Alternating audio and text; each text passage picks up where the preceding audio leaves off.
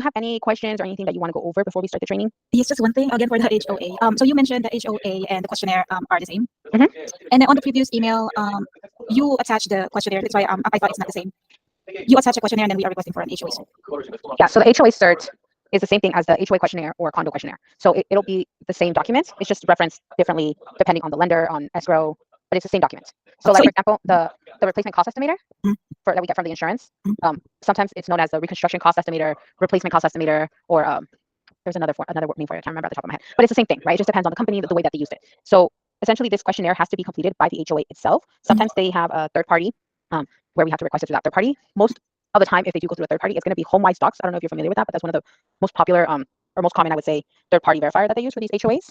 Okay. I think one of them we were working with had a, I don't know if it was you or Joanna, but they had a link for a third party that we had to request those documents from. Yes, it was me. Get It was Docs. you, okay. Yeah. Get Docs Now. So that's a different third party. That one was new to me. But it is very similar in a way where it's like through HomeWise where you have to request these documents through their portal. Okay. It's also for example, I think you're working on the Dong Hyuk Kim file.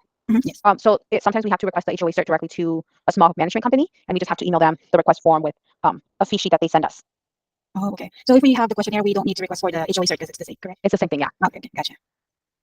Yeah. Any other questions? No, that would be it. No? Okay. So today, this week's training, I'm going over ERP. So I'm sure you've seen the emails from Gia and Peter that they want us to use ERP more for our way of communication. And that way, everyone who is involved with that specific file, whether it being us, the processors, the loan officer, obviously Peter, is involved and aware of all the steps of where we're at with the file. So I do want to go over ERP, and if there's any questions you have from how to use the ERP, eventually that's going to be the main form of communication between everyone.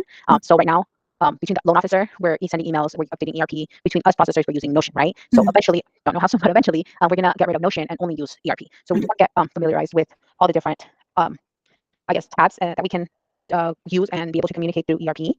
So I'm gonna go through each one of the tabs and kind of explain the different reasoning of each tab. So if you have any questions throughout that I'm going through there, just let me know.